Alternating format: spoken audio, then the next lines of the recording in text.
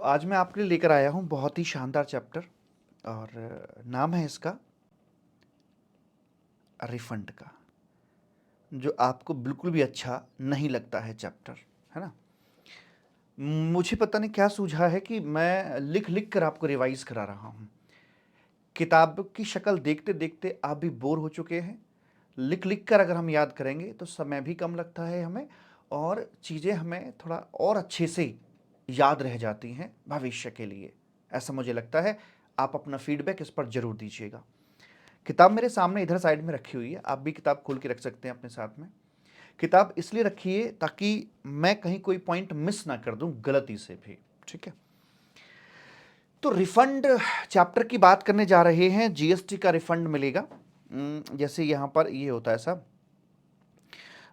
इधर साइड में होता है अपना आउटपुट जीएसटी, इधर साइड में होता है आईटीसी।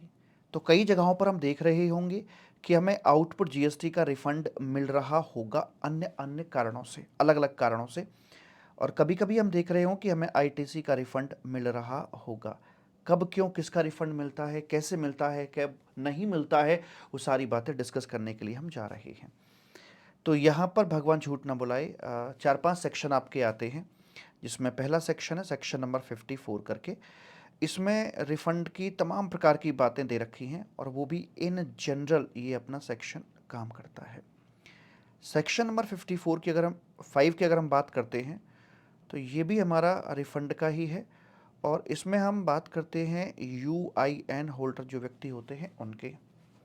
सेक्शन नंबर 56 के अंदर हम बात करते हैं मालिक इंटरेस्ट की at the rate of 6% per annum. Theoretically एक और रेट दे रखा है 9% पर एनम का, पर प्रैक्टिकली इसकी एप्लीकेबिलिटी नहीं आती है। सेक्शन 57 के अंदर बोलता है consumer welfare fund. Consumer welfare fund में पैसा आता कहाँ से है, इन कहाँ से होगा। और सेक्शन 58 बात करता है कि कंज्यूमर वेलफेयर फंड से पैसा आउट कहाँ होगा, जाएगा कहाँ पर। तो इस तरह से हम बात करके चलते हैं।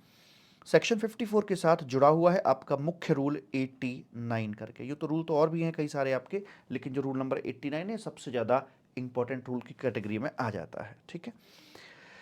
तो ये हो गए हमारे यहाँ पर सेक्शंस, और अब हम देखते हैं हल्का सा एक जो प्रोसीजर है वो किस तरह से अपना काम करके चलता है, ठीक है। प्रोसीजरल जो उसका पार्ट आता है वो कैसे करता है। यहाँ बैठा हुआ है आपका सीजीएसटी या फिर एसजीएसटी ऑफिसर, कोई सा भी हो सकता है। सीजीएसटी ऑफिसर है तो वो सीजीएसटी के साथ साथ एसजीएसटी का भी काम करेगा। एसजीएसटी तो एसजीएसटी के साथ साथ सीजीएसटी का काम भी करके चलेगा। यहाँ पर ये व्यक्ति मिस्टर ए करके है, ये मिस्टर बी करके है, और यहाँ पर मिस्टर सी करके है, और इसे मान लेते हैं कि मेरा एंड यूज़र करके है, राइट। अच्छा जी। तो इनमें से कौन सा व्यक्ति अपनी रिफंड की एप्लीकेशन लेकर जाएगा? क्या ये व्यक्ति जा सकता है? हाँ जा सकता है। क्या ये व्यक्ति रिफंड एप्लीकेशन लेके जा सकता है? हाँ जा सकता है। क्या ये एंड यूज़र जा सकता है? इसका तो रजिस्ट्रेशन तक नहीं होगा, तो ये नहीं जाएगा।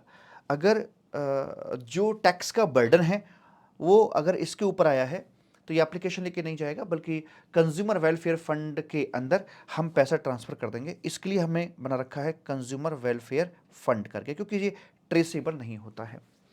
अब ए और बी में से कौन सा जाएगा, ये निर्भर करता है कि जो रिफंड वाला अमाउंट है वो किसकी जेब पर पड़ा हुआ है, उसका लोड किसके ऊपर है, उसको सहा किसने है। तो जिसका असल में वो पैसा है वो व्यक्ति या रिफंड मांगने के लिए जाएगा, ईदर ए और mister B as the case में भी। तो यहाँ पर जाकर ये फाइल करते हैं अपना RFD01 करके फाइल कर दिया जाता है। और फाइल होने के बाद उसमें दो चीज़ें आ सकती हैं, या तो वो एक्नॉलेज कर लिया जाएगा, है ना, और एक्नॉलेज नहीं होगा तो या फिर उसमें कोई किसी प्रकार की डेफिशिएंसी निकाल दी जाएगी। अगर डेफिशिएंसी निकलती है तो आपको फिर से एक फ्रेश RFD01 उस डेफिशिएंसी को दूर करते हुए फाइल करना होता है, ठीक है। जैसे ही आप यहाँ पर अपना RFD01 सबमिट करते हैं उसी वक्त आपका ARN जनरेट हो जाता है। मान लीजिए अगर मैं इस ट्रैक पर आता हूँ कि यह आपका ARN जनरेट हो गया, लेटर ऑन आपकी एक्नॉलेजमेंट आ जाती है यहाँ पर। तो मुझे बताइए इस वाले केस के अंदर आपकी एप्लीकेशन कब फाइल मानी जाएगी। ये मान लेते हैं ये तारीख है आपकी 4 जनवरी की, 4 जनवरी मान लो, 4 अप्रैल मान लो, क्या फ़र्क पड़ता है। हाँ सर 4 अप्रैल मानेंगे, मान लो ये 4 अप्रैल की आपकी डेट है, और एक्नॉलेजमेंट मिलती है 10 अप्रैल को जाकर। तो कौन सी डेट को आपकी एप्लीकेशन को हम कंसीडर करें कि आई है रिफंड के लिए। अगर एप्लीकेशन एक्नॉलेज कर ली जाती है तो एप्लीकेशन की डेट वही मानी जाएगी, यानी कि 4/04 जिस दिन उसका ARN जनरेट कर दिया गया था, एप्लीकेशन रेफरेंस नंबर। लेकिन अगर डेफिशिएंसी निकलती है और फ्रेश RFD 01 आता है तो जिस दिन इसका ARN जनरेट होगा वो यहाँ पर उसकी रेलिवेंट डेट होगी कि हाँ इस दिन आपकी जो एप्लीकेशन है हमारे पास में आ गई है, और इसी डेट से 60 डेज के भीतर भीतर ये आपकी जो एप्लीकेशन है इसको प्रोसेस कर दिया जाता है 60 डेज के भीतर भीतर। अगर ये प्रोसेस नहीं करी गई है तो फिर 61वें दिन से मेरा बच्चा इंटरेस्ट लगना शुरू हो जाता है at the rate of 6% per annum का। 60 दिन में प्रोसेस कर दिया जाएगा। इस बात का मतलब क्या है? मतलब यह है कि दैट इज जो अमाउंट बनता है रिफंड का वो क्रेडिट कर दिया जाएगा इन द बैंक अकाउंट। आपके बैंक अकाउंट में पैसा क्रेडिट कर दिया जाएगा 60 डेज के अंदर अंदर। अगर ऐसा नहीं होता है तो 60 डेज से ऊपर जितना भी डिले होगा उतने समय के लिए आपको ब्याज दिया जाएगा। प्रेम से बोलेंगे राधे राधे। अच्छा जी, यहाँ पर एक और मुद्दा उठ के आता है। ठीक है, बोलो जी क्या मुद्दा उठ के आता है कि जो आपका ये RFD 01 है, RFD 01 आप फॉर्म है, ये फाइल हो जाना चाहिए within 2 year from the relevant date. Relevant date से 2 साल के भीतर भीतर ये फाइल हो जाना चाहिए। ठीक है, अब रेलिवेंट डेट का मतलब क्या लिया जाता है? अगर हम बात करते हैं यहाँ पर एक्सपोर्ट ऑफ गुड्स की चर्चा करके चलते हैं, तो बताइए आप एक्सपोर्ट ऑफ गुड्स के केस में आपको रिफंड मिल रहा है बिकॉज आप एक्सपोर्ट कर रहे हैं, वो आपका जीरो रेटेड सप्लाई है। तो जब एक्सपोर्ट हो जाए तो बात कर लेना। अगर मान लीजिए बाई लैंड रूट से जा रहा है तो जब ये कस्टम फ्रंटियर को पार कर देगा तो एक्सपोर्ट मान लिया जाएगा। अगर ये सी रूट से जा रहा है तो TWI को पार करेगा तो मान लिया जाएगा। अगर ये पोस्ट ऑफिस के जरिए जा रहा है तो जिस दिन डिस्पैच कर दिया जाएगा उस दिन एक्सपोर्ट मान लिया जाएगा। अगर हम बात करते हैं यहाँ पर आकर एक्सपोर्ट ऑफ सर्विस को लेकर, ठीक है, उस केस में सर्विस एक्सपोर्ट कब मानी जाती है? मतलब रेलिवेंट डेट का मतलब है आपकी एलिजिबिलिटी डेट, कौन से दिन आप एलिजिबल हो गए, आपको हक मिल गया कि आपको रिफंड दिया जा सकता है। Correct, yes. तो एक्सपोर्ट ऑफ सर्विस, जब हम एक्सपोर्ट ऑफ सर्विस की डेफिनेशन पढ़ते हैं सेक्शन नंबर 2 में आकर, तो वहाँ पर हमें कई सारे पैरामीटर्स फुलफिल करने होते हैं कि एक्सपोर्ट ऑफ सर्विस को एक्सपोर्ट ऑफ सर्विस कहे जाने के लिए सप्लायर इंडिया में होना चाहिए, रेसिपिएंट बाहर का होना चाहिए, प्लेस ऑफ सप्लाई भी बाहर का होना चाहिए, पेमेंट कन्वर्टेबल फॉर जो एक्सचेंज में आना चाहिए, है ना। तो इस प्रकार की कई सारी कंडीशंस वहाँ पर दी गई होती हैं। तो जब तक पेमेंट नहीं आएगा तब तक हम उसको एक्सपोर्ट ऑफ सर्विस का स्टेटस नहीं दे सकते हैं। मान लीजिए अगर आपका इनवॉइस पहले यहाँ आ जाता है, तो इनवॉइस तो हो गया लेकिन पेमेंट नहीं आई, जब तक पेमेंट नहीं आएगी तब तक एक्सपोर्ट ऑफ सर्विस का टाइटल नहीं मिलेगा। तो ऐसे वाले सिचुएशन के अंदर जो पेमेंट डेट है वो आपकी रेलिवेंट डेट यहाँ पर आकर बन जाती है, और उसी के 2 साल के भीतर भीतर आपको अपना RFD 01 फाइल करना होता है। ठीक, अगर सीन ये बनता है कि मान लीजिए पेमेंट पहले आ जाता है, तो अब ये बताओ, अब पेमेंट तो पहले आ गया पर ये नहीं पता कि पेमेंट किसके अगेंस्ट आया है, ये लोन वोन लिया है आपने या सर्विस का कंसिडरेशन है। तो जब तक इसकी बिलिंग नहीं हो जाएगी, इनवॉइस की बात नहीं करेंगे, कंप्लीशन की बात नहीं करेंगे, तब तक एक्सपोर्ट ऑफ सर्विस का स्टेटस नहीं मिलेगा। ऐसे वाले केस के अंदर जो आपकी इनवॉइस वाली डेट है इसको यहाँ पर रेलिवेंट डेट मान लिया जाएगा। नया पॉइंट इस बार लेटेस्ट अमेंडमेंट के मुताबिक ऐड किया गया है कि अगर आप SEZ को सप्लाई करके चलते हो तो उस केस में क्या करके चलोगे, तो due date of filing of return जो होगी वो यहाँ पर रेलिवेंट डेट बना दी जाएगी। ठीक है, लास्ट टू लास्ट टाइम अपना एक और अपडेशन आई थी यहाँ पर कि इंट्रा या इंटर स्टेट की अगर हम बात करते हैं, उस कन्फ्यूजन के चलते आपका रिफंड अगर बनता है तो उस केस में आप क्या करके चलेंगे, वही जो रिटर्न की ड्यू डेट होती है वही अपना यहाँ पर कंसिडर मालिक करी जाती है।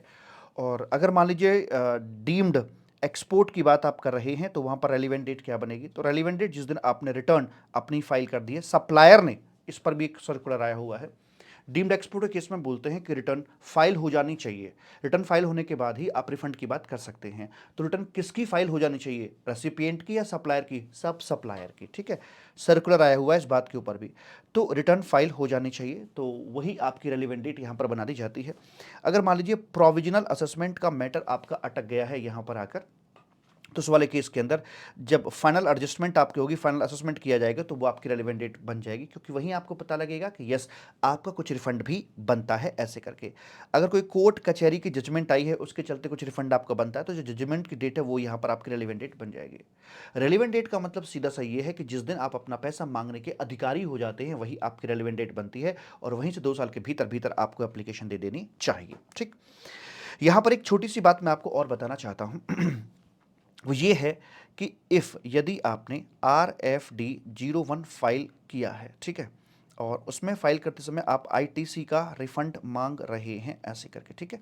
तो एक बात समझने की कोशिश कीजिएगा, अगर मान लो ये बैलेंस शीट है आपकी, ठीक है, यहाँ आईटीसी का बैलेंस पड़ा हुआ है आपका 10,000 रुपीज़ का, और आप इसका रिफंड मांगने के लिए जा रहे हैं। जब आप इसका रिफंड मांग के लेकर आएंगे तो ऑब्वियस सी बात है यहाँ पर कैश आपका बढ़ जाएगा 10,000 से। तो क्या ये संभव है कि आप कैश भी बढ़ा लो अपना यहाँ पर आकर, है ना, और आपका आईटीसी भी मेंटेन रहे? जी नहीं।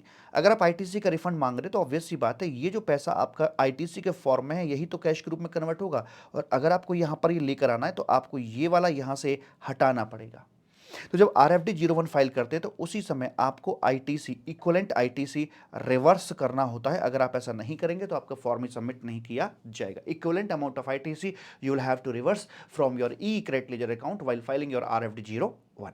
ठीक, तो इतनी सारी हमारी बात होगी। एप्लीकेशन आपकी चली जाती है और मैंने आपको बता दिया कि 60 डेज़ के अंदर प्रोसेस कर दी जाएगी, और नहीं होती तो फिर आपको ब्याज दिया जाएगा। लेकिन ये सब होने के बावजूद भी इस पर ना कुछ रिस्ट्रिक्शंस हैं, कुछ पाबंदियां हैं, इसको नज़र लग जाती है राहु और केतु कि अगर ये माया जाल में फंस गया तो फिर आपको वहाँ पर कोई किसी प्रकार का रिफंड नहीं दिया जाएगा। अगर ऐसी बात पड़ गई तो नो रिफंड एट ऑल। कौन है ये राहु और केतु? देखिए, अगर आपका जो रिफंड अमाउंट बनता है वो बिलो 1000 बनता है, यानी कि ट्रिपल डिजिट में है, अगर 999 का है नहीं मिलेगा, यानी कि 1000 से कम का है आपको ये नहीं दिया जाएगा, ऐसे करके बोल देते हैं। दूसरा, आईटीसी का रिफंड मिलता है और या मिलता है सिर्फ 2 सिचुएशंस में मिलेगा। एक क्या हुआ, एक सेकेंड,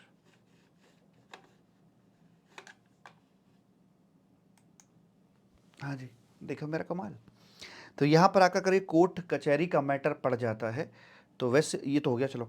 आईटीसी का रिफंड सिर्फ आपका 2 सिचुएशंस में अवेलेबल करवाया जाता है। एक, जब आप बात कर रहे हो जीरो रेटेड की, ठीक है, और दूसरी आपकी इन्वर्टेड टैक्स रेट स्ट्रक्चर का मैटर बना हुआ हो, तो सिर्फ ये 2 ही सिचुएशंस हैं, कोई तीसरी सिचुएशन नहीं है जहाँ पर कि आपको इसका रिफंड अवेलेबल करवाया जाए। प्रेम से बोलेंगे राधे राधे।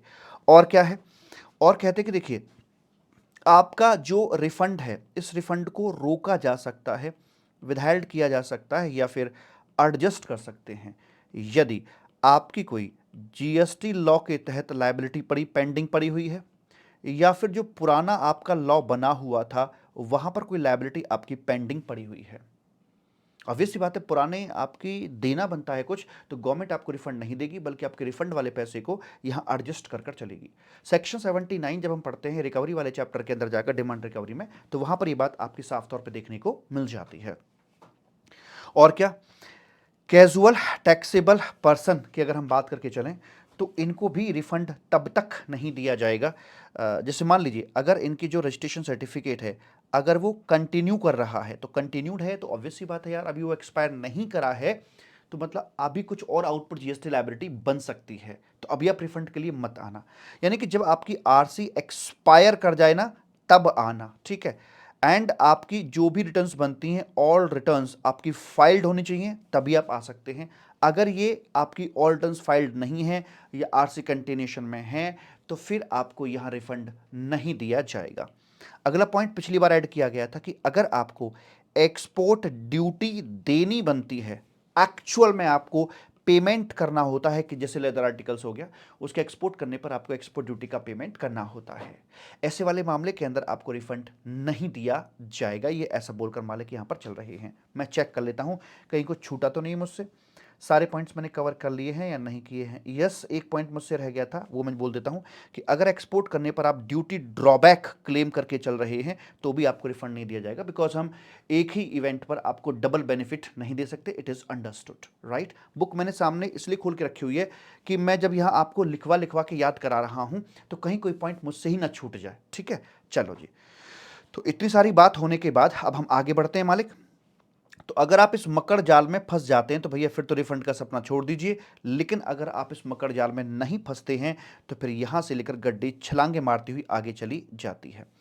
तो यहां पर ये प्रज्यूम करके बैठता है लॉ मेकर कि आपने आपने ये जो टैक्स लोड है, जो रिफंड का अमाउंट बनता है, ये अल्टीमेट कंज्यूमर पे लोड डाल दिया होगा। तो इसलिए यहां पर एक प्रिंसिपल आता है डॉक्ट्रिन ऑफ अनजस्ट एनरिचमेंट का, उसे फॉलो करते हुए ये वाला जो पैसा आप देख रहे हैं इसको ले जाया जाता है कंज्यूमर वेलफेयर फंड के अंदर, ठीक है। और अगर यहां पर आप ये कहते हैं कि ठीक है, नहीं ऐसा नहीं भैया, इसका लोड कंज्यूमर पे नहीं पड़ा है बल्कि इसका लोड तो एप्लीकेंट के ऊपर पड़ा हुआ है, तो फिर ये पैसा एप्लीकेंट को ही दे दिया जाएगा, यानी कि जिसने भी यहां पे एप्लीकेशन फाइल करी होगी उसको ये पैसा यहां पर मालिक दे दिया जाएगा, मिस्टर ए को या मिस्टर बी को, एज द केस में भी, जो भी यहां पर एप्लीकेंट आपका बन रहा होगा। कौन कौन सी सिचुएशंस बनेंगी जहां पर कि doctrine of unjust enrichment applicable नहीं होता? क्वेश्चन पूछा जा सकता है कि बताइए डॉक्ट्रिन ऑफ अनजस्ट एनरिचमेंट कहां एप्लीकेबल नहीं होता है? इसका हिंदी मतलब हो गया, डॉक्ट्रिन मतलब प्रिंसिपल, मतलब सिद्धांत, अनजस्ट मतलब अनुचित तरीके से, अनजस्टिफाइबली, और एनरिचमेंट मतलब धनी बनाना, अमीर बनाना, कि पैसा एक का है और उसके पैसे से किसी दूसरे व्यक्ति को धनी बना रहे हो। जैसे मान लीजिए पैसा तो रकून का था, जाना रकून को वापस चाहिए था, लेकिन दे दिया किसी और को, तो वैसे वाले केस के अंदर जब हमने दूसरे व्यक्ति को पैसा दिया है तो हमने पहले वाले व्यक्ति के साथ जस्टिफिकेशन नहीं किया, अनजस्टिफाइबली दूसरे व्यक्ति को हमने एक के पैसे से अमीर बना दिया है। तो ऐसे वाले केस के अंदर जब हम छाती पीट पीट कर कह रहे हैं कि यहां पर आकर जो एप्लीकेंट को ही दिया जाएगा, वो तब जब ये सिद्ध कर दे कि हाँ इस टैक्स का लोड इसी व्यक्ति के ऊपर आकर पड़ा हुआ है, वैसे करके। तो इसमें क्या, या तो ये प्रूफ करे, या फिर मान लीजिए अगर आईटीसी का रिफंड बनता है तो भी ये कहीं से कहीं तक बात नहीं हो सकती कि भाई इसका लोड सामने वाली पार्टी के ऊपर पड़ा हुआ है, राइट। दूसरा ये कि अगर मान लीजिए आप ई कैश लेजर से अपना रिफंड लेकर आ रहे हैं तो लोड आप ही के ऊपर है, वो कंज्यूमर वेलफेयर फंड में नहीं जाएगा। अगर आप एक्सपोर्ट किया है और आउटपुट आईजीएसटी का आप रिफंड मांग रहे हैं तो एक्सपोर्ट वाले मामले में तो जो कस्टमर है वो बाहर बैठा हुआ है, इंडिया के बाहर, और आप कभी भी उससे जीएसटी का पैसा चार्ज नहीं करते। जहां पर पहले पे करना होता है बाद में रिफंड मिलता है, उस केस में भी पहले आप अपनी खुद की पॉकेट से पे करते हो और फिर वो पैसा आप ही की पॉकेट में वापस लौट कर आ जाता है, ऐसे किया जाता है। तो एक्सपोर्ट ऑफ की हमने बात कर ली, ई कैश लेजर का रिफंड हो, आईटीसी का रिफंड हो, या खुद से प्रूफ कर दें, वैसे करे वाली सिचुएशंस के अंदर आकर हम मालिक इस प्रकार की बात करके चलते हैं। या फिर मान लीजिए कोई इंट्रा या इंटर कंफ्यूजन आ जाती है, तो ऐसे वाले मामले के अंदर मैंने पैसा तो गवर्नमेंट को पूरा दिया था लेकिन गलत जगह पर पे कर दिया था, तो जहां पर मैंने गलत पे कर दिया था वहां से पैसा मुझे रिफंड मिलेगा, और जहां पर मुझे सही में देना चाहिए था वहां पर मुझे देना पड़ेगा। तो जब रिफंड मांगने के लिए जाऊंगा इंटर कन्फ्यूजन में, तो उसके लिए रेलिवेंट डेट के जो 2 साल काउंट किए जाते हैं वो वहां से काउंट किए जाएंगे जब मैं अपना करेक्ट जीएसटी जो मेरा बनता था वो मैं गवर्नमेंट को पे कर देता हूं, उसके 2 साल के भीतर भीतर हमें अपना रिफंड क्लेम करना होता है। प्रेम से बोलेंगे राधे राधे। तो ये था एक प्रोसीजरल पार्ट मालिक। और एक छोटी सी बात मैं आपको बता दूं, ई कैश लेजर से आपको रिफंड पाना है तो पहले उसके लिए कुछ अलग बात हुआ करती थी, लेकिन लेटेस्ट अमेंडमेंट के मुताबिक उसके लिए भी RFD 01 आपको फाइल करना होगा। हालांकि उसके ऊपर 2 साल वाली लिमिट एप्लीकेबल नहीं होती, बिकॉज वो पैसा आप ही का है, आप ही के वॉलेट में पड़ा हुआ है। इसके लिए आपको अलग से कोई एविडेंस भी देने की जरूरत नहीं होती है, आप ही का पैसा, सबको पता है, निश्चित तौर पर आप ही को आराम से पैसा वापस करवा दिया जाएगा, ऐसे करके मालिक बोल दिया जाता है। दूसरा, जो यूआईएन होल्डर लोग होते हैं, हालांकि उनका लिए सेक्शन अलग से दे रखा है, सेक्शन नंबर 55 करके, पर बता दूं बात चलती बात पर, पहले उनके लिए रेलिवेंट डेट होती थी अपनी 18 महीने, लेकिन अब उनके लिए भी 2 साल की ही डेट कर दी गई है। यानी किसी भी तरह का रिफंड है तो यहां पर 2 साल के भीतर भीतर आप अपनी एप्लीकेशन फाइल कर सकते हो, ऐसी वाली बात मालिक बोलती जाती है। अब यहां पर 2 तरह के जो रिफंड हैं वो मोस्ट पॉपुलर हैं, मोस्ट पॉपुलर रिफंड। जी साहब, कौन कौन से? एक तो है अपना इसमें जो जीरो रेटेड है, और दूसरा आता है आपका इन्वर्टेड टैक्स रेट, जो स्ट्रक्चर है उससे जो रिफंड बनता है वो आता है, ठीक है। जो जीरो रेटेड है दैट इज, इसका मतलब हो गया कि आपने गुड्स या तो एक्सपोर्ट कर दिया टू अब्रॉड, इंडिया के बाहर भेज दिया है, या फिर आपने उस गुड्स को सप्लाई कर दिया है टू स्पेशल इकोनॉमिक जोन, उसकी यूनिट को या उसके डेवलपर को, तो इसे बोला जाता है जीरो रेटेड, ठीक। अच्छा, जीरो रेटेड के अंदर आईटीआरएस की बात मैं अभी करूंगा कुछ देर बाद। जीरो रेटेड के अंदर क्या होता है कि देखो यहां पर हम लोग 2 सिस्टम अपनाकर चलते हैं, या तो एक्सपोर्ट करेंगे हम अंडर बॉन्ड, या फिर हम पहले आईजीएसटी जो हमारा बनता है, क्योंकि इंटरनेशनल ट्रांजैक्शन है, आईजीएसटी को पहले पे कर देंगे, आउटपुट आईजीएसटी जो हमारा बनता होगा, और फिर हम उस आईजीएसटी जो पे किया था उसका यहां पर रिफंड क्लेम कर लेते हैं। पे एंड गेट बैक अपनी जेब में आ जाता है पैसा।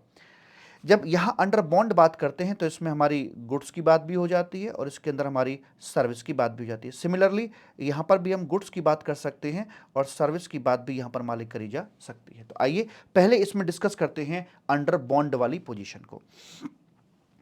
अंडर बॉन्ड वाली पोजीशन पे जब हम यहाँ आ जाते हैं तो उसके लिए बताया जाता है कि ठीक है, हो क्या रहा है मैं आपको बताऊं। देखो यहाँ पर हो ये रहा है मेरे बच्चा कि जब आप यहाँ से अपना गुड्स एक्सपोर्ट कर रहे हैं, आपका गुड्स यहाँ से अमेरिका जा रहा है या SEZ को जा रहा है, ठीक, तो आपने आउटपुट आईजीएसटी तो यहाँ पर पे नहीं किया है, रेदर इसकी जगह पर आपने इसके मुंह पर बॉन्ड दे मारा है। लीजिए, अब चूंकि सप्लाई जीरो रेटेड है और अंडर सेक्शन 16 के मुताबिक यहां आपको आईटीसी अवेलेबल हो जाता है, लेकिन सवाल ये उठता है आईटीसी तो मिल गया, दिया इसलिए कि आपकी कॉस्ट का पार्ट ना बने।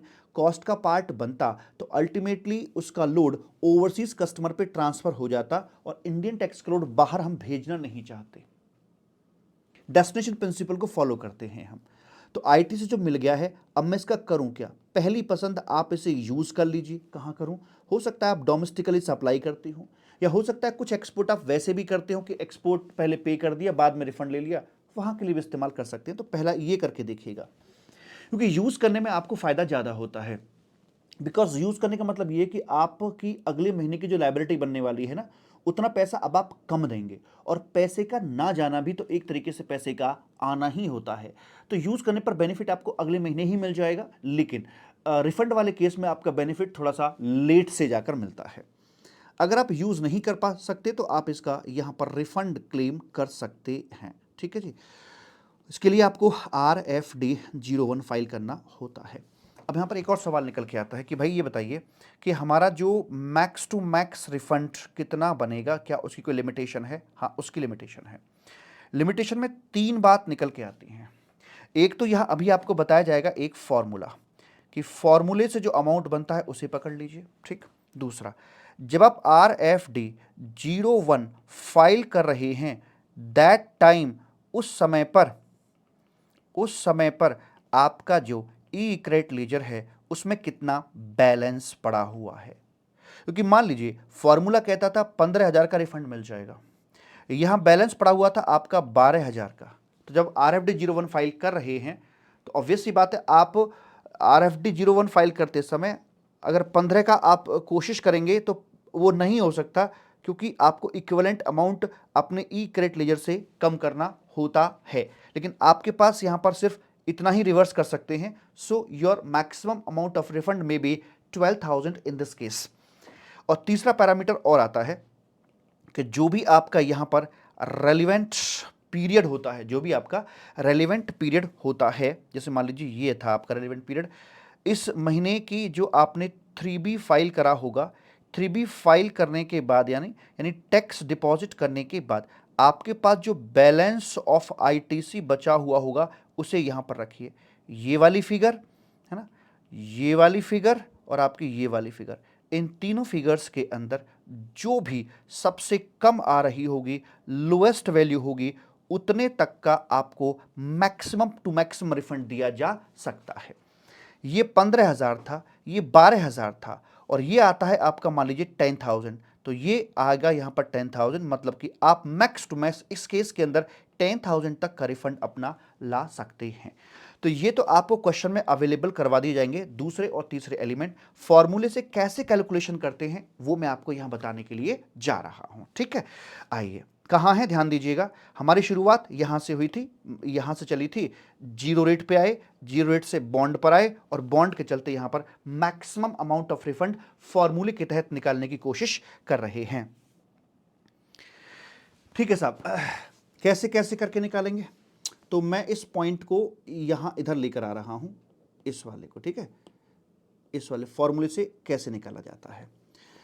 तो मैक्सिमम अमाउंट ऑफ, देखिए जैसे ये आपका ये ना पूरा साल पड़ा हुआ है, पीरियड होता है, 1-2 महीना बने हुए हैं अपने अपने, तो ऐसा नहीं कि आप 1 महीने का रिफंड लेंगे, आप 1 महीने का इकट्ठा ले सकते हैं, आप 1 क्वार्टर का इकट्ठा ले सकते हैं, आप इसमें अपना एक 6 महीने का इकट्ठा ले सकते हैं, ये आपकी मर्जी है। ध्यान दीजिएगा, एक छोटी सी बात और बता दूं लेकिन बड़े काम की है।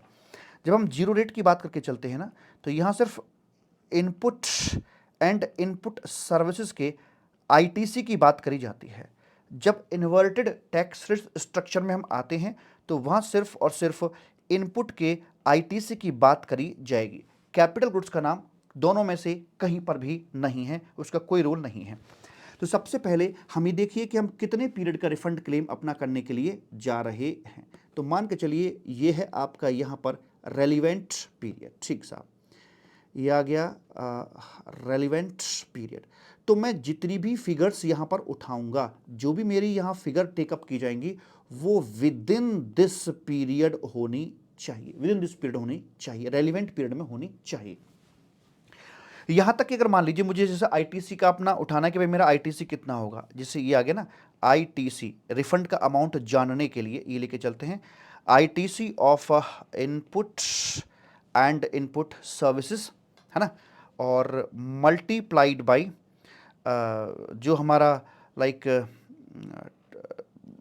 ये जीरो रेट का हमारा जो टर्नओवर है वो आ जाएगा, और यहाँ पर हमारा total turnover, adjusted total turnover यहाँ पर आ जाता है। तो जो भी आएगा वो इस प्रकार से निकाल कर मालिक रख देंगे। अब ये जो आईटीसी बैलेंस है ये कौन से का है, ये हम बात कर रहे हैं, ध्यान दीजिएगा, हम बात कर रहे हैं कि रेलिवेंट पीरियड में जो आपने कमाया है। मतलब ये कहने का ये है कि अगर यहाँ से कोई मान लीजिए आपका कैरी फॉरवर्ड होकर आईटीसी आ रहा है, क्या मैं उसको कंसिडर करूंगा? बिल्कुल नहीं। मैं ये देखना है मुझे यहाँ पर आकर कि मेरा रेलिवेंट पीरियड के अंदर मेरा फ्रेश बुकिंग कितनी हुई है, मैं उसको यहाँ पर पकड़ के चलूंगा, ठीक है। ये जो फिगर्स उठा रहे हैं ये भी रेलिवेंट पीरियड की होनी चाहिए, ये उठा रहे हैं ये भी अपना रेलिवेंट पीरियड का ही होना चाहिए, राइट, ओके सर। अब यहाँ पर जो मेरा जीरो रेट की हम बात कर रहे थे, जीरो रेट की हम जो बात करके चल रहे हैं रेलिवेंट पीरियड के अंदर क्या होना चाहिए, तो जो भी मैंने अपना एक्सपोर्ट किया है अंडर बॉन्ड, ये आ गया एक्सपोर्ट ऑफ जो गुड्स हमारा था और वो भी मालिक अंडर बॉन्ड था, उसे हम यहाँ पे पकड़ के चलते हैं। इसमें क्या किया जाता है, इसमें दो बातें निकल के आती हैं मालिक सामने। क्या लेके चलेंगे इसमें, देखिए इसमें जो भी आपके प्रोडक्ट की FOB वैल्यू है उसे पकड़िए, और उसकी जो भी इनवॉइस वैल्यू आपने बताई है ना, इनवॉइस वैल्यू जो आपने शिपिंग बिल या बिल ऑफ एक्सपोर्ट बताई है वो वैल्यू पकड़िए, और इन दोनों में से जोन सी वैल्यू आपकी लोअर होगी उसे आप पकड़कर चलेंगे। वन मोर थिंग, और इस लोअर के साथ में एक कंपैरिजन और किया जाएगा, और 1.5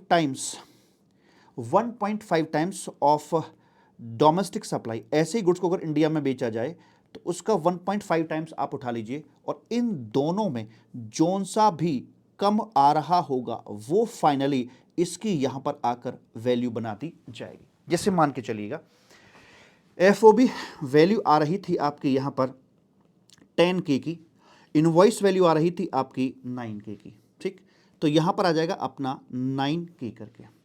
इसकी जो डोमेस्टिक सप्लाई जो बनती थी वो बनती थी साहब 5K की बनती थी, इसका 1.5 करके चलूंगा तो आ जाएगा 7.5K आ जाएगा, विच एवरेज लोअर मतलब 7.5 के फाइनली मेरा यहां पर निकल कर आएगा। भले मेरे FOB वैल्यू 10,000 है, इनवॉइस वैल्यू 9,000 है, क्योंकि लोग इन चीज़ों के साथ प्ले करके चलते हैं ताकि उनको ज़्यादा से ज़्यादा एक्सपोर्ट बेनिफिट मिल पाए, क्योंकि यहाँ पर ऊपर मेरी फिगर जितनी तगड़ी होगी मेरा रिफंड का अमाउंट उतना ही तगड़ा बन रहा होगा। एक्सपोर्ट बेनिफिट ऑलवेज इसी वैल्यू के ऊपर कैलकुलेट किए जाते हैं, इसलिए सरकार ने इसको जरा ठीक से यहाँ पर मैनेज किया है।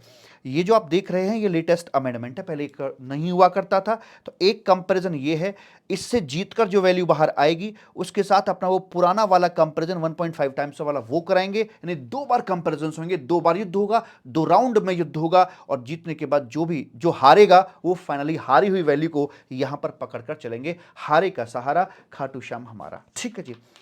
तो ये तो हो गया ऐसे करके है। उसके बाद अब यहां आएगा export of services. Export of services इसके लिए कैसे करना है, क्योंकि सर्विसेज का अपना कोई फिजिकल एग्जिस्टेंस तो होता है नहीं, तो उस केस में हम क्या करेंगे, जो भी हमारा पेमेंट रिसीव्ड हुआ है रेलिवेंट पीरियड, उससे बाहर मत जाना, ए भाई साहब, इस रेलिवेंट पीरियड से बियॉन्ड मत जाना, ना आगे ना पीछे, मुझे कोई मतलब नहीं, मैं इसी के विदिन रहकर बात करूंगा। तो जो भी मेरा यहां पर ये है उसको पकड़ लेंगे। इसमें से अगर मेरा कोई प्रीवियस प्रीवियस का कोई एडवांस आया पड़ा था एंड उसकी जो सर्विस वगैरह है वो अब कंप्लीट मैंने कर दी है, तो उसको यहां पर ऐड कर दिया जाएगा। और एडवांस अगर मुझे मिला है फॉर फ्यूचर का एडवांस मिला है मुझे, तो उसे यहां से लेस कर दिया जाएगा और ये आ जाएगी आपकी एक्सपोर्ट ऑफ सर्विस की वैल्यू निकल के सामने आ जाएगी। यानी कि ये मान के चलिएगा कि यहां पर एक एडवांस मिला था जिसका काम यहां पर हो गया, ठीक है जी, तो ये तो इंक्लूड हो जाएगा यहां पर आकर। लेकिन एक एडवांस तो यहां मिल गया है, लेकिन ये एडवांस था आगे के लिए, तो जब इसका काम पूरा हो जाएगा तब इसे एक्सपोर्ट की कैटेगरी में डालकर हम चलेंगे। Are you getting my point? Yes sir. तो जैसे ये वाला एडवांस आपका आया होगा तो ये पीछे कंसिडर नहीं किया गया होगा जब तक कि इसका काम ना हो जाए, तो जब काम हो जाएगा, सर्विस कंप्लीट हो जाएगी, तब इसको रिकॉग्नाइज किया जाएगा एक्सपोर्ट बेनिफिट्स के लिए, राइट? ओके। तो यानी कि पिछला जोड़ दो, अगला घटा दो, पिछला जोड़ दो और अगला घटा दो, ऐसे करके ये हमारा यहां पर निकल के आ जाता है। उसके बाद अब हम निकालते हैं हमारा जो टोटल टर्नओवर है उसको कैसे निकाला जाएगा। अभी आप जो देख रहे थे ऊपर एक्सपोर्ट टर्नओवर ऑफ जो गुड्स का था एंड सर्विस का हमने निकाला है, ये दोनों फिगर्स अपनी यहाँ पर आ जाएंगे। जैसे मान लीजिए ये ऊपर तो निकला था जी 7.5 के, मान लेते हैं ये अपना 4 के निकल कर आता है, तो 7.5 के प्लस 4 के ये अपना यहाँ पर आ गया 11.4 के मालिक यहाँ पर आ जाता है, ठीक। इसमें बाकी सारी चीज़ों को भी हम ऐड करके चलेंगे, क्या भला ऐड और क्या क्या करेंगे। जैसे मान लीजिए अगर हम यहाँ पर एक्सपोर्ट कर रहे हैं वो वाला कौन सा कि भाई पहले पे करना है फिर रिफंड मिलेगा, तो वो आपका यहाँ पर शामिल करवा दिया जाएगा, ठीक। दूसरा, क्या एग्जेम्प्टेड को यहाँ पर हम शामिल करके चलेंगे। अब मेरी बात समझिएगा जरा, देखिए हम कर क्या रहे हैं, हम ये कर रहे हैं मालिक कि यहाँ पर मेरे पास में आईटीसी पड़ा हुआ है, मैं इस कॉमन आईटीसी में से कुछ निकालना चाह रहा हूँ, मैं अंडर बॉन्ड भी सप्लाई करता हूँ और मैं कुछ अदरवाइज भी सप्लाई कर रहा हूँ, ठीक है। तो मैं प्रपोर्शनेट करने की कोशिश कर रहा हूँ कि जो मेरा बॉन्ड में सप्लाई हो रहा है, जो टर्नओवर मेरा यहाँ पर आ रहा है, तो इसका टोटल टर्नओवर के साथ जो प्रपोर्शनेट बनता है, तो मेरा प्रपोर्शनेट आईटीसी कितना बनेगा, वही मेरा मैक्सिमम अमाउंट ऑफ रिफंड बना दिया जाएगा। तो टर्नओवर और आईटीसी का रेशियो देखा जा रहा है। अगर मेरा एग्जेम्प्टेड यहां पर कुछ सप्लाई हुई है, तो वैसे वाले केस में क्या मुझे इसे टोटल में शामिल करना चाहिए? जी नहीं, क्योंकि एग्जेम्प्टेड के संबंधित मुझे करस्पॉन्डिंग आईटीसी ना मिला होगा, उसका इसमें कोई इस वाले टर्नओवर का एग्जेम्प्टेड जो टर्नओवर होता है उसका आईटीसी से कोई वास्ता नहीं रहा होगा, कोई लिंक नहीं रहा होगा, उसको यहां पर नहीं पकड़ा जाएगा। लेकिन हां, इसमें दो बातें हो सकती हैं। देखिए क्या भला कि जो मेरी एग्जेम्प्टेड सप्लाई है, एग्जेम्प्टेड सप्लाई का एक्सपोर्ट अगर मैंने किया है या फिर अदरवाइज, अगर अदरवाइज है फिर तो यहां पर ये नहीं आएगा, नो मींस नो, फिर तो कोई बात हम नहीं करके चलेंगे उसकी। लेकिन अगर एग्जेम्प्टेड का भी एक्सपोर्ट करके चलते हैं तो ऐसी वाली सप्लाई को जीरो रेट कहा जाता है, फिर ये अपनी यहां पर आकर कंसीडर कर ली जाएगी। प्रेम से बोलेंगे राधे राधे। और जो भी आपकी टैक्सेबल सप्लाईज हैं उनको भी यहां पर हम कंसीडर करके चलेंगे और इस प्रकार से आपका ये टोटल टर्नओवर यहां निकल के मालिक आ जाएगा और ये हमारी बात यहां पर हो जाती है, ठीक। अच्छा जी, अब इसमें एक और चीज ध्यान रख के चलना, हमें इस पूरे डेटा से कुछ और एक्सक्लूड करना होता है। क्या भला? हम आगे चल के देखेंगे कि जब एक सप्लायर यहां पर अपने किसी रेसिपिएंट मान लीजिए 100% EOU वगैरह वगैरह करके है, तो इसको माल सप्लाई करके चलता है, तो ये आता है मालिक यहां कहलाता है अपना डीम्ड एक्सपोर्ट, ठीक है। इसमें दो चॉइस निकल के आती हैं। देखिए यहां पर होता क्या है, जैसे 1000 की वैल्यू है तो जीएसटी पक्का लग के आएगा, पक्का लगाया जाएगा, 1180 की यहां पर बात होगी। अब जो 180 रुपये का जीएसटी यहां से लग के जा रहा है, इसका क्या करेगा ये व्यक्ति, रेसिपिएंट आदमी, अपनी किताबों में आईटीसी क्लेम करना ही होगा, इसे सर्कुलर आया हुआ है। और अगर आईटीसी को यूज नहीं कर पा रहा है तो फिर इसका ये यहां पर आकर रिफंड क्लेम कर सकता है, तो यहां से नीचे भी आ सकता है। इसका मतलब ये हो गया दैट इज बेनिफिट लिया यहां पर रेसिपिएंट ने, बेनिफिट टेकन बाय रेसिपिएंट। इस केस में एक ऑप्शन भी दिया जाता है। ऑप्शन सिचुएशन ये निकल के आती है कि ये अगर रेसिपिएंट ऑथोराइज कर दे टू सप्लायर कि बेनिफिट आप क्लेम कर लीजिए, तो बेनिफिट यहां पर ये भी ले सकता है ऐसे करके। तो ये पर्टिकुलर ट्रांजैक्शन जब होती है मालिक डीम्ड एक्सपोर्ट वाली, तो आपको बड़े केयरफुली काम करना होता है। आप ये चेक करिए, जैसे मान लो ये आपका मिस्टर ए है और ये आपका मिस्टर बी करके है। बड़े ध्यान सुनना मेरी बात, बड़े ध्यान सुनना। तो अगर ये जो पूरी कैलकुलेशन आप कर रहे हो, मान के चलिए ये पूरी कैलकुलेशन मिस्टर ए के यहां पर हो रही थी, मिस्टर ए के यहां पर हो रही थी। अब यहां चेक करो कि जो बेनिफिट है, बेनिफिट्स ऑफ जो डीम्ड एक्सपोर्ट है, क्या वो मिस्टर ए ने लिया है? आंसर आ सकता है यस या फिर नो। क्या ए ने डीम्ड एक्सपोर्ट का बेनिफिट लिया है? और ए कब ले सकता है? जब रेसिपिएंट ने उसको ऑथराइज किया हो। तो इसके लिए आपका रूल नंबर आता है 89(4)(a)(4)(b) अपने आते हैं। तो जब डीम्ड एक्सपोर्ट का बेनिफिट ये व्यक्ति मिस्टर ए इस रूल नंबर 89(4)(a)(4)(b) के मुताबिक ले चुका है, तो इस लेग को हमें अलग कर देना होगा। ऐसे वाले मामले में जब हम 89(4) की कैलकुलेशन कर रहे होंगे, तो ये वाला जो डेटा है ऑफ डीम्ड एक्सपोर्ट, इसको एक्सक्लूड किया जाएगा। ना तो इसका आईटीसी पकड़ेंगे और ना ही इसका टर्नओवर पकड़ा जाएगा, इसको अलग कर देंगे, एक्सक्लूड कर देंगे। लेकिन अगर डीम्ड एक्सपोर्ट का बेनिफिट इस केस में ए ने नहीं लिया है, दैट इज बी ने लिया है, तो ऐसे वाले केस में मिस्टर ए के यहां जब आप बात कर रहे होगे, तो वैसे वाले केस के अंदर 89(4) की जब कैलकुलेशन वहां पर करी जा रही होगी, तो मिस्टर ए के लिए, फॉर मिस्टर ए, ये डेटा जो है इंक्लूड रहेगा। मतलब एक बात समझ के चलिएगा कि मेरे लिए आप चेक कर रहे हो, सीधी सी बात है यार, मुझे बेनिफिट्स दिए जा रहे हैं 89(4) के तहत, इसमें एक ट्रांजैक्शन आ गई डीम्ड एक्सपोर्ट की, तो यह चेक किया जाएगा कि क्या डीम्ड एक्सपोर्ट के लिए मैंने अलग से बेनिफिट ले रखा है कोई। अगर मैंने बेनिफिट ले रखा है तो 89(4) की कैलकुलेशन में वो कैसे आ सकता है? दो बार बेनिफिट कैसे ले सकते हो आप हाइपोथेटिकल में? अगर मैं बेनिफिट ले चुका हूं तो मेरे लिए 89(4) की कैलकुलेशन में नहीं आएगा। Is it okay? सर मान लीजिए मिस्टर बी है, मिस्टर बी है और मिस्टर बी ने डीम्ड एक्सपोर्ट का बेनिफिट लिया है, मिस्टर बी ने डीम्ड एक्सपोर्ट का बेनिफिट लिया है एज ए रेसिपिएंट। तो मिस्टर बी के यहां कल को अगर 89(4) की कैलकुलेशन होती है, तो क्या उस कैलकुलेशन में डीम्ड एक्सपोर्ट वाले डेटा को कंसीडर किया जाएगा? जी नहीं। जो डीम्ड एक्सपोर्ट का बेनिफिट ले चुका है उसके यहां कभी भी रेड पड़ी, रेड मतलब 89(4) की कैलकुलेशन हुई, तो वहां डीम्ड एक्सपोर्ट के डेटा को कंसीडर नहीं किया जाएगा, neither ITC nor output turnover. Is it okay? Yes sir. तो यहां पर ही हमारी बात मालिक हो जाती है और उसके बाद हम आगे बढ़ना चाहते हैं। रेलिवेंट डॉक्यूमेंट के आप सपोर्ट दीजिएगा और सपोर्ट देकर आगे बढ़ जाइएगा। हम कहां थे? हम थे साहब यहां पर अंडर बॉन्ड की हम बात कर रहे थे। अब बात करते हैं कि पहले पे कर दीजिए और उसके बाद रिफंड लीजिएगा। तो अब मैं आ गया हूं अपने उसी सेगमेंट के अंदर कि पहले हमें पे करना है IGST and gate back refund, और हम इसका फिर रिफंड क्लेम करने वाले हैं। इसमें थोड़ा सा अलग मैटर हो जाता है। मैटर जी कैसे? देखिए, ये यहां पर एक्सपोर्टर आदमी है, नाम है इसका मिस्टर एक्स करके, राइट। ये है अपना यहां GST का डिपार्टमेंट, ओके। ये आ गया आपका कस्टम डिपार्टमेंट। तो जो गुड्स है आपका वो यहां से यहां जाएगा और यहां से फिर जहाज में रखकर आगे चला जाएगा। ये अपना TWI है ऐसे करके, ठीक है। तो इस वाले केस में जब ये यहां से जाएगा तो ये बंदा एक्सपोर्टर आदमी को अपना जो भी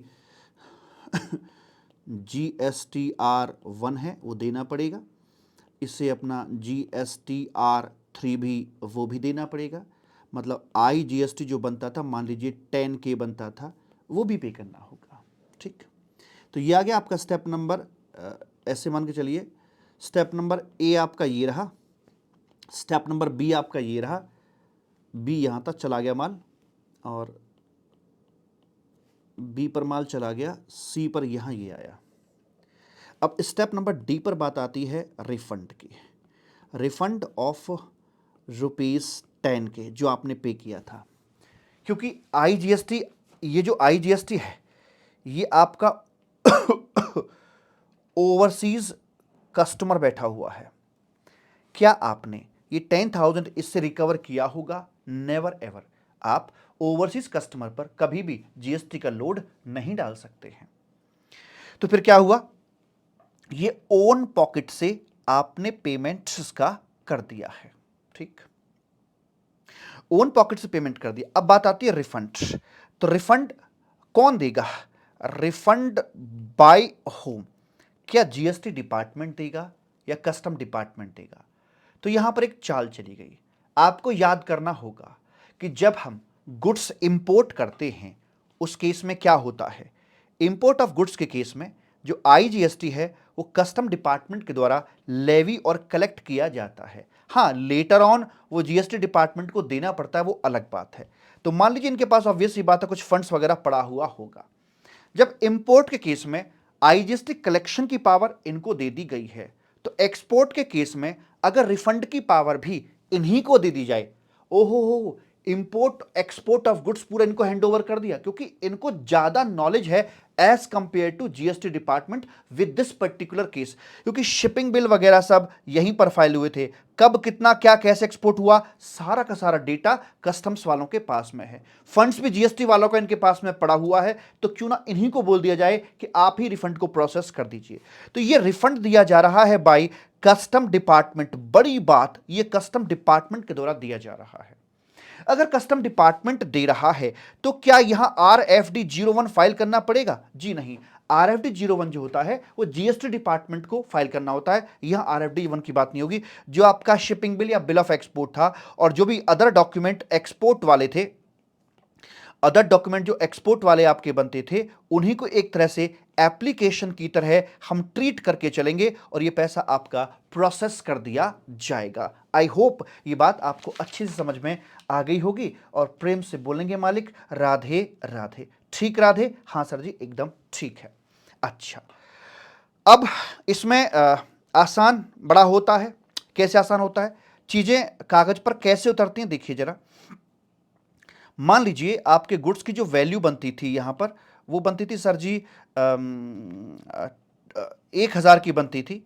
इस पर जीएसटी कितना बना? जीएसटी बना सर जी इसके ऊपर 180 रुपये का, 1180 की यहां पर बात हो गई। ठीक, आप अपने कस्टमर से कितना चार्ज करेंगे? कस्टमर से चार्ज करेंगे आप सिर्फ और सिर्फ 1,000 रुपये। आपकी एंट्री कैसे बनेगी?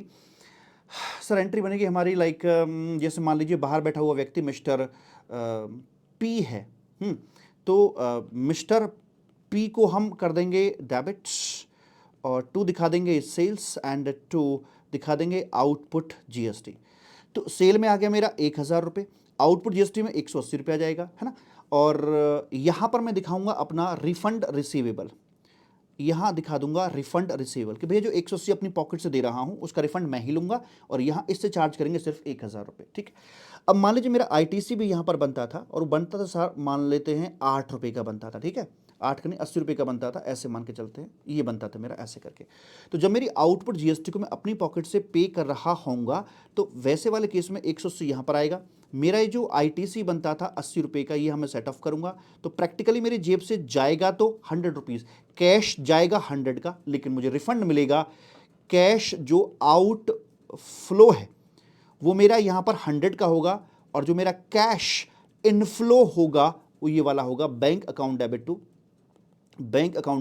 टू रिफंड रिसीवेबल, ये मेरा 180 का होगा। क्या सीखा ये कि जो 80 रुपये क्रेडिट के फॉर्म में थे वो भी ऑटोमेटिकली मेरे कैश के फॉर्म में परिवर्तित हो जाएंगे। जैसे मान लीजिए मेरी बैलेंस शीट है, यहां पर मेरी लायबिलिटी खड़ी हुई थी 180 रुपए की। इसको पे ऑफ करने के लिए मैंने कैश का यूज किया और मैंने मेरे आईटीसी का यूज किया। कैश यूज किया इतने का, आईटीसी यूज किया मैंने 80 रुपए का। ये दोनों इसके लिए मैंने लुटा दिए। अब मुझे इसको वापस बेनिफिट मिलने वाला है, तो जब यह कैश मिलेगा ऑब्वियस सी बात है, तो मैंने 180 रुपए की संपत्ति अपने दांव पर लगाई थी, तो कैश मुझे 180 रुपए का ही यहां पर दिया जाएगा। यानी कि सीधी बात यह है कि जो दिया वो वापस चाहिए। ओवरसीज कस्टमर के ऊपर किसी भी तरह का लोड नहीं पड़ना चाहिए। That's it my dear. ठीक है, यस। आगे बढ़ते हैं और आगे क्या निकल के आता है। अब आया आपका एक्सपोर्ट ऑफ सर्विस की बात करते हैं। हम बात करने जा रहे हैं एक्सपोर्ट ऑफ सर्विस की लेकर। अब एक्सपोर्ट ऑफ सर्विस के मामले में क्या कस्टम डिपार्टमेंट रिफंड देगा? देखिए, मान लीजिए यहां पर मिस्टर कोई ए करके है अपना ये, और ये हो गया भाई साहब जीएसटी डिपार्टमेंट हो गया, ठीक है। एंड कस्टम डिपार्टमेंट, जी नहीं, बीच में कस्टम डिपार्टमेंट आता ही नहीं है। ये यहां से अमेरिका के लिए अपनी सर्विस का एक्सपोर्ट कर देते हैं। कस्टम डिपार्टमेंट सर्विस केस में नहीं आता है। जब सर्विस को इंपोर्ट किया जाता है तो आरसीए में टैक्स भरना होता है। एक्सपोर्ट करेंगे तब भी कस्टम का कोई लिंक नहीं आएगा। तो यहां पर ये अपना वही GSTR1 फाइल करेंगे, 3B भी अपना फाइल करके चलेंगे, जीएसटी का पेमेंट करेंगे, उसके बाद इस जीएसटी का ये रिफंड यहां पर क्लेम कर लेंगे। यानी कि बिल्कुल नॉर्मल तरीके से यहां पर बातें कर दी जाएंगी। लेकिन हाँ, इस वाले केस के अंदर कस्टम डिपार्टमेंट बीच में नहीं आएगा, because we are talking about service sector. तो ये था अपना एक्सपोर्ट ऑफ गुड्स और सर्विसेज अंडर बॉन्ड या ऑन पेमेंट ऑफ मालिक, on payment of tax and later on get back refund. तो मैं पढ़ा रहा था zero rate supply, under bond भी सिखा दिया और ये भी मैंने सिखा दिया। नाउ मैं यहां पर आ रहा हूं ITRS सिचुएशन पर, क्योंकि दो ही ऐसे पॉइंट हैं जो इस पूरे चैप्टर की जान है। लेकिन उससे पहले एक छोटी सी बात मैं आपको बता देना चाहता हूं। पॉइंट बीच में आता है प्रोविजनल रिफंड का, कि क्या हमें एक्सपोर्ट वाले मसले पर प्रोविजनल रिफंड मिल सकता है या नहीं। यस, मिल जाएगा। 90% तक आपको रिफंड मिल सकता है प्रोविजनल बेसिस पर, बशर्ते कि आपका कैरेक्टर ढीला ना रहा हो। मतलब क्या? मतलब ये कि पिछले 5 इयर्स के अंदर 2.5 करोड़ से ऊपर के किसी केस में आप ना फंसे हुए हों। अगर इस स्ट्रक्चर में फंसे नहीं है तो आपको 90% तक का रिफंड दे दिया जाएगा ऑन प्रोविजनल बेसिस। ऐसी बात मालिक बोली जाती है। ITRS शुरू करने से पहले मैं आपको डीम्ड एक्सपोर्ट की बात फिर से एक बार दोहरा दूं। ये सप्लायर है, ये रेसिपिएंट होता है। इस ट्रांजैक्शन पर जीएसटी ऑलवेज चार्ज किया जाएगा। जहां तक सवाल है बेनिफिट कौन लेगा, रेसिपिएंट बेनिफिट लेता है तो first of all need to book mandatorily ITC। उसके बाद या तो यूज कर लो या फिर यूज नहीं कर पा रहे हो तो रिफंड के लिए अप्लाई कर सकते हो। ठीक। दूसरा कि यहां पर रेसिपिएंट अगर बेनिफिट लेना ना चाहे तो वो ऑथराइज कर सकता है सप्लायर को, और सप्लायर यहां पर बेनिफिट ले सकता है। अब इनमें से जोन से भी व्यक्ति ने बेनिफिट लिया है, this benefit is fall under 8944B। अगर जिसने भी बेनिफिट लिया है उसके यहां कभी पर भी 89.4 की कैलकुलेशन हो रही है तो 89.4 की कैलकुलेशन में ये वाला जो डेटा है शामिल नहीं किया जाएगा, बिकॉज एक घटना के लिए आप 2 बार बेनिफिट नहीं ले सकते हैं। प्रेम से बोलेंगे राधे राधे। ठीक, आइए ITRS पोजीशन पर हम आ जाते हैं। Inverted tax rate ITR structure. ITR structure हम जल ग्रहण कर लें, कर लो जी। हाँ जी, तो ITR स्ट्रक्चर की हम बात कर रहे थे। तो यहां पर ऐसे होता है, देखिए जैसे शादी होती है ना, तो एक लड़की होती है, एक लड़का होता है। तो लड़के की हाइट ज्यादा है, लड़की की थोड़ी कम है, चलेगा, बेस्ट कपल बोले जाते हैं। लेकिन लड़की की हाइट ज्यादा हो, कंपैरेटिवली लड़के की हाइट कम हो, तो थोड़ा अजीब सा दिखता है। उस अजीब को ही बोलते हैं इन्वर्टेड टैक्स रेट स्ट्रक्चर। ये आपकी यहां इनपुट साइड है, इनवर्ड कहिए, ये आपकी यहां पर इनवर्ड साइड हो गई, ठीक है, और ये आपकी आउटवर्ड साइड हो गई। यानी कि ये आपके रॉ मटेरियल साइड होती है और ये आपका फिनिश्ड गुड्स वाली साइड होती है, तैयार माल। तो यहां जो भी आप अपना, पहली बात बता दूं, आप यहां सिर्फ इनपुट की बात कर रहे हैं, इनपुट सर्विस की बात यहां पर नहीं हो रही, कैपिटल गुड्स की बात यहां पर नहीं हो रही है। तो यहाँ जो भी आप ये लगा रहे हैं इनमें से चेक करो, एनी ऑफ द इनपुट का रेट आप पकड़िए, जो आपको सबसे कम दिख रहा हो उसको पकड़िए। यहाँ पर आकर मान लीजिए आपका आता है 12% का आता है, और आप यहाँ जो बन रहे हैं ये इनमें से एक रेट लीजिए, है ना, ये आ रहा है आपका मालिक 5% का। तो बताइए क्या ये सही रहेगा? जी नहीं। This is called inverted tax rate structure.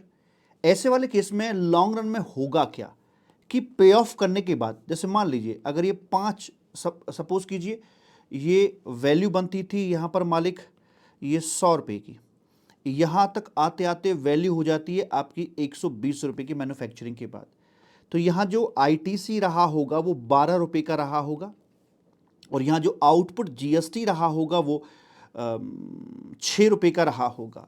तो ऐसे में होगा क्या, इसको पे ऑफ करने के लिए आईटीसी का इस्तेमाल 6 रुपये तक का हो जाएगा, ये पोजीशन न्यूट्रलाइज हो जाएगी, और यहाँ पर बैलेंस बच जाता है आपका 6 रुपये का। अब इस 6 रुपये का क्या करूँ, अचार डालूँ? गवर्नमेंट इसी 6 रुपये के लिए कह रही है कि आप रिफंड ले लीजिए, यानी कि आप अपने आईटीसी में से आउटपुट लायबिलिटी को घटाने के बाद जो एक्सेस फालतू का आपका बना बच गया है, आप उसका यहां पर रिफंड ले सकते हैं, उसकी बात करी जा रही है। अब इसके लिए इन्होंने फॉर्मूला क्या दिया है, क्योंकि मल्टीपल आपके इनपुट हो सकते हैं, मल्टीपल आपके आउटपुट हो सकते हैं, आपके इनपुट वगैरह की बात की जा सकती है। तो इसमें बोला है इन्होंने, देखिए कि maximum amount of refund of ITC, उन तीनों बातों को ध्यान रखिएगा। And here we are talking about rule number 89(5) के अंदर हम आ जाते हैं, ठीक। तो वही मैक्सिमम में 3 बातें आएंगी कि RFD 01 फाइल करते समय जो ई क्रेडिट लेजर के अंदर जो आपका बैलेंस बनता था उसे रखिए। मान लीजिए आपका 15K बनता था, आप रेलिवेंट पीरियड की जो रिटर्न है उसे फाइल करने के बाद जो आपका बैलेंस बचता है उसे आप यहां रखिए, और इसके साथ साथ आप जो फॉर्मूला मैं बताने जा रहा हूं उस फॉर्मूले से जो आए उसे यहां पे रखिए। और इन तीनों का यहां देखिए कि सबसे लोएस्ट कौन सा है, जो लोएस्ट होगा वही आपका इधर आकर मैक्सिमम अमाउंट ऑफ रिफंड बना दिया जाएगा। ये फिगर्स आपको दी हुई होंगी, ये फॉर्मूले से कैसे निकालेंगे वो मैं आपको बताने के लिए जा रहा हूं। फॉर्मूला कैसे अप्लाई करते हैं? फॉर्मूला बिल्कुल वैसे ही अप्लाई करते हैं जैसे कि अपने जीरो रेट में थे लगभग, लेकिन कुछ अंतर आता है। यहां पर आपको निकालना होता है proportionate ITC, that is ITC related to ITRS situation. जो आईटीआरएस में आपका प्रोडक्ट फंसा है उसका प्रपोर्शनेट आईटीसी कितना बनता है उसे निकालते हैं। पहले उसे निकालने के लिए हमें क्या करना होता है, देखिए बताए रहे हैं, परेशान मत होइएगा। तो जो भी आपका यहां इनपुट है, इनपुट का आईटीसी है उसे पकड़िए, मल्टीप्लाइड बाई आईटीआरएस वाला जो आपका टर्नओवर है उसे पकड़िए, और आप अपना यहां पर टोटल टर्नओवर पकड़िए। ये कैलकुलेशन बिल्कुल वैसे ही हो रही है जैसे कि अपने 89(4) में हो रही थी, ठीक है। तो ऐसे करके ये आपके यहां पर एक अमाउंट निकल के आ जाएगा कि आपने प्रपोर्शनेट आईटीसी अपना निकाल लिया है, ठीक। और ये क्या हुआ, हम कहां रह गए भाई, क्या हो जाता है, क्या हो रहा है इसमें ये जी। तो ये हमारा यहां पर निकल आता है। अब इधर साइड में आके हमें निकालना है अपना प्रपोर्शनेट यूज ऑफ आईटीसी।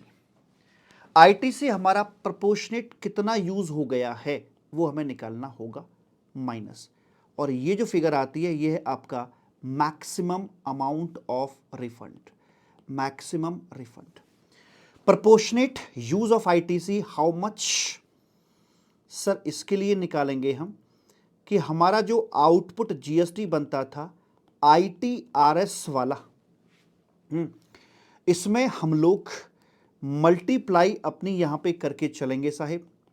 और मल्टीप्लाई कैसे कैसे करेंगे, मल्टीप्लाई में आईटीसी ऑफ इनपुट लिया जाएगा और ITC of input and input services consider किया जाएगा, और जो आएगा इसको एडजस्ट करने के बाद में, तो वैसे अपनी बात हम करके चलेंगे।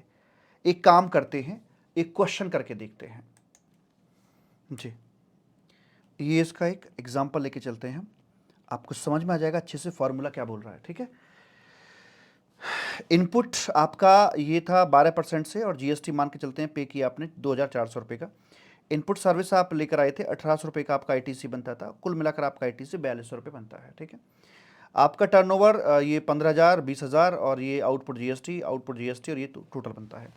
इसमें आपका आईटीआरएस पोजीशन क्या बनती है, देखिए हम इनपुट की बात करेंगे। इनपुट का है 12% का, और यहाँ पर ये आ रहा है 5%, तो ये एक दूसरे का लिए यहाँ पर आकर आईटीआरएस पोजीशन ये क्रिएट हो जाती है ऐसे करके कि यहाँ पर आउटपुट साइड में कम है, इधर ये ज़्यादा है।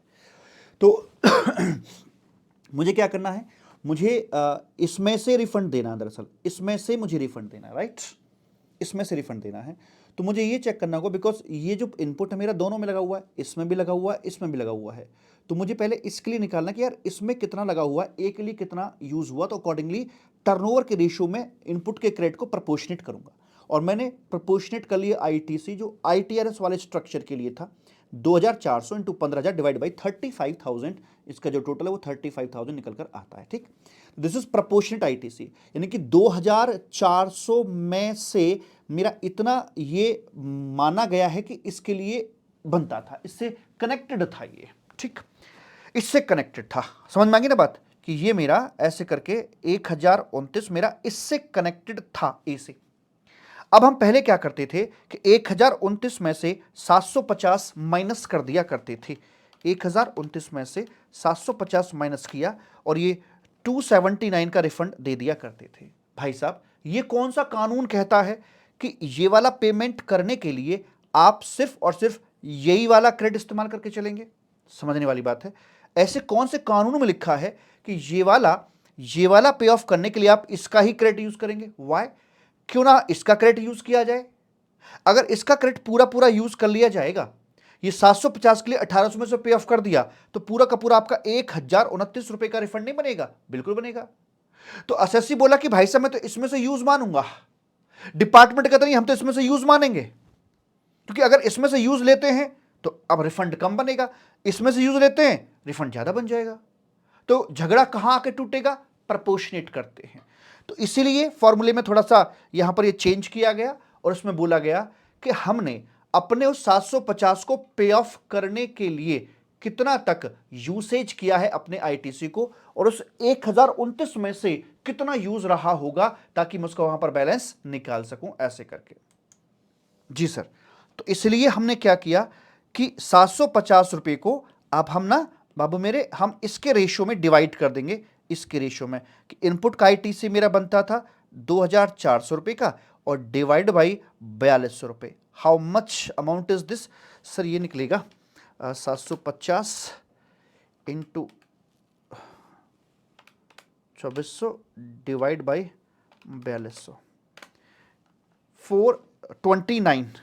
429 आता है, 429 और इतना माइनस 1029, ये आता है सर 600 का। ये आपका मैक्सिमम रिफंड बन जाएगा। अब समझना मेरी बात को ध्यान से, इसको प्रपोर्शनेट कर दिया इसमें लाकर, यानी इसको प्रपोर्शनेट कर दिया टर्नओवर में लाकर, और इसको प्रपोर्शनेट कर दिया आईटीसी में लाकर। समझ रहे हैं?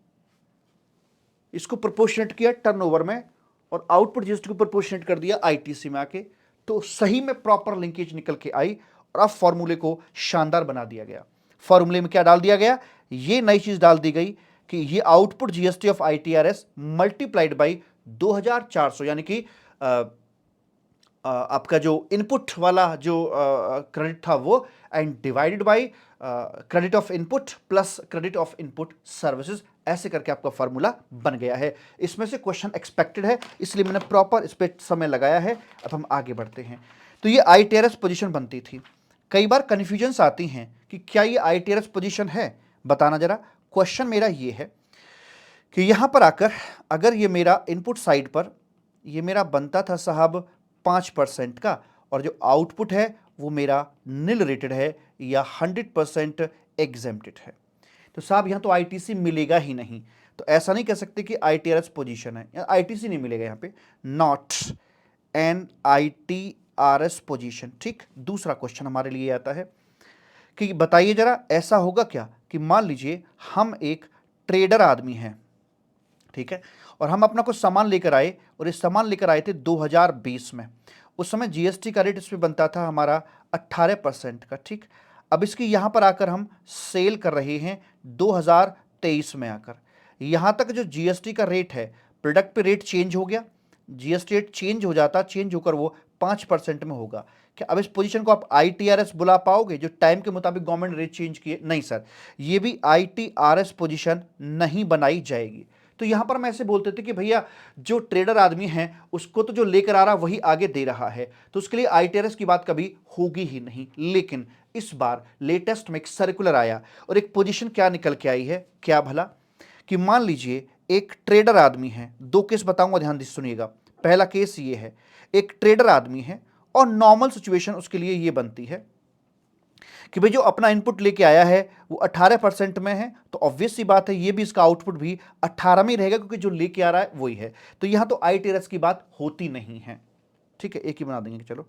लेकिन हुआ क्या, हुआ क्या कि ये तो है इसका स्टैंडर्ड रेट, लेकिन आप कस्टम लॉ के अंदर जानते हैं सरकार कुछ कंसेशन करवा देती है अगर आपकी सप्लाई एक स्पेसिफाइड सप्लाई है तो। कुछ ऐसी एग्जम्पशन यहां पर भी हैं जो कि एंड यूज बेस्ड एग्जम्पशन है। अगर आपकी ये सप्लाई आर्मी को कराई जा रही है या किसी और स्पेसिफाइड पर्पस को कराई जा रही है, तो यहां पर इसका कंसेशनल रेट आ जाता है, और वो आ गया है 5% का। वैसे तो रेट 18% ही है, लेकिन एक पर्टिकुलर सप्लाई के रिस्पेक्ट में इसका रेट 5% कर दिया गया है। अब बताइए क्या यहां ITRS पोजीशन मानेंगे? अब इसमें ऑब्वियस सी बात है, इस बंदे की तो कोई खता नहीं है, ठीक है। अब इसका यहां पर ITC का बैलेंस तो बचेगा, तो लॉजिकली, एथिकली, सोशली इसको ITC का रिफंड इस वजह से मिलना चाहिए या नहीं मिलना चाहिए? मिलना चाहिए। और ITRS की जो केस है उसमें शामिल किया जाएगा, और इसको ITC का जो प्रपोर्शनेट इसका ITC बनता है उसका यहां पर रिफंड दे दिया जाएगा। तो एग्जाम में ये क्वेश्चन पूछा जा सकता है। तो नॉर्मली ट्रेडर के लिए इसमें ITRS से कोई मतलब नहीं होता है, लेकिन अगर सिचुएशन ऐसी बन जाए आकर, तो ऑब्वियस सी बात है मालिक, फिर ये ITRS के अंदर फॉल करा दिया जाएगा। उसके बाद फिर हम आगे बढ़ते हैं। अगर हम दोनों को कंपेयर करके देखें कि मेरा जो पोजीशनिंग बनती है, लाइक अपनी यहां पर आकर मैं बुक को अगर खोल कर देखूं यहां पे मालिक, अब बुक पे आ सकते हैं, कोई दिक्कत नहीं है, चैप्टर तो निपट लिया लगभग। तो इन दोनों के बीच में जो डिफरेंसेस है वो क्या हैं, क्योंकि जो चैप्टर है उसमें ये चीज भरी हुई है 89.4 और 89.5। इसमें 89.4 के अंदर एक और चेंजेस था, जैसे इलेक्ट्रिसिटी जो लेटेस्ट अमेंडमेंट है, हालांकि वो रेलिवेंट नहीं है, अमेंडमेंट क्लास में मैंने कराया था बट नॉट रेलिवेंट, वो एग्जाम में नहीं आएगा। इलेक्ट्रिसिटी के संबंध में, इलेक्ट्रिसिटी गुड्स होती है तो शिपिंग बिल वगैरह उसके सब कुछ बनाया जाता है, ठीक है।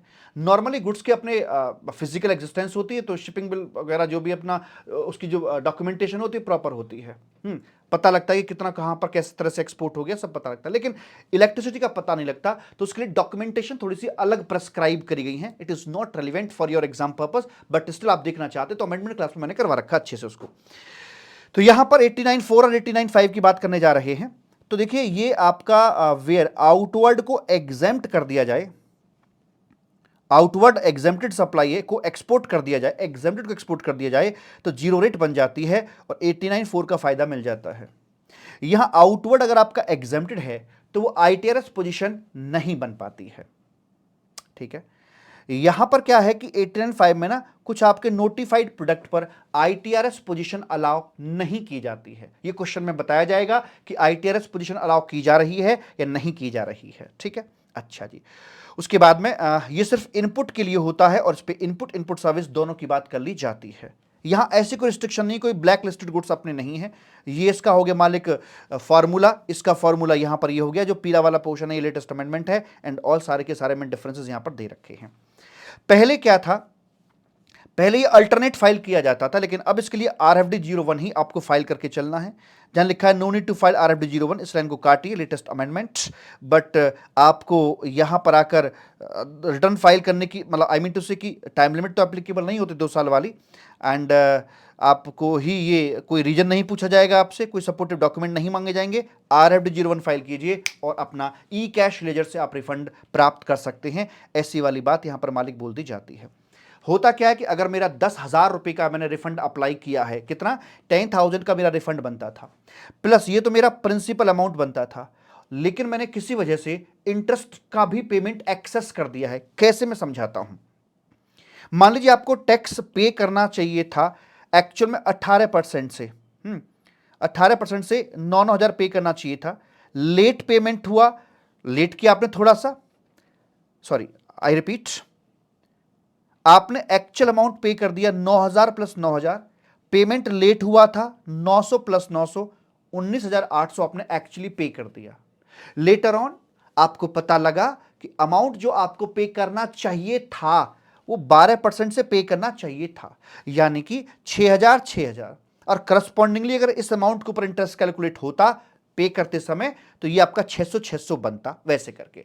तो लेटर ऑन फाइनली ये अमाउंट निकल के आया, तो आपने कितना ज्यादा दे दिया, CGST इतना ज्यादा दिया, SGST इतना ज्यादा दिया, 6,000 का टैक्स ज्यादा दे दिया, और ज्यादा टैक्स की वजह से ज्यादा इंटरेस्ट भी आपने पे कर दिया। आपका रिफंड कितने का बनेगा, 6,000 प्लस 600 रुपए। तो 6,000 आपका ये था, और ये इंटरेस्ट, ये कौन सा इंटरेस्ट है जो आपने एक्सेस पे कर दिया है। Now your total claim is 6,600। अगर ये 6,600 आपकी एप्लीकेशन सबमिट होने के 60 डेज के अंदर खाते में क्रेडिट नहीं होता आपके में, तो आपको पूरे 6,600 रुपए पर इंटरेस्ट मिलेगा गवर्नमेंट की तरफ से 6% पर एनम का। Right sir. अब है UIN होल्डर की बात। इसके लिए 18 महीने की बजाय 2 साल का समय हो गया है, और आप कई बार मैंने आपको बता चुका हूं, जैसे मान लीजिए अपने ये एम्बेसी है या अदर नोटिफाइड पर्सन्स हैं, WTO WHO आपके इंटरनेशनल ऑर्गेनाइजेशंस हैं, तो ये सब वर्ल्ड वाइड सिचुएटेड हैं। ये मान लीजिए इंडिया में है एम्बेसी वगैरह, एयरटेल से सर्विस ली है, 1800 रुपये का GST यहाँ पर बनता था, गवर्नमेंट को पे कर देंगे, ये रिफंड क्लेम कर लेंगे। इनकी जो UIN होल्डर को रजिस्टर्ड पर्सन नहीं कहा जाता है, GSTR 11 में इनकी रिटर्न जाती है, GSTR R में इनका रिफंड की एप्लीकेशन जाएगी 28 तारीख तक। 28 तारीख तक ये अपनी रिटर्न इनको सबमिट करनी होती है, और 2 साल के भीतर भीतर ये अपना RFD 10 के मुताबिक रिफंड क्लेम अपना ये कर लेंगे। बाकी सारी बातें नॉर्मल सी रहती हैं। और लेटेस्ट अमेंडमेंट के मुताबिक पहले 18 महीने की लिमिट थी, लेकिन अब पैरेललिटी मेंटेन कर दी गई, सबके लिए एक लिमिट दे दी गई है 2 साल, 2 साल और 2 साल की मालिक। तो ये था आपका रिफंड का चैप्टर। मैंने जितना आसान मैं आपके लिए कर सकता था करने की कोशिश करी है मालिक, और मिलता हूं आपसे अब मैं अगले चैप्टर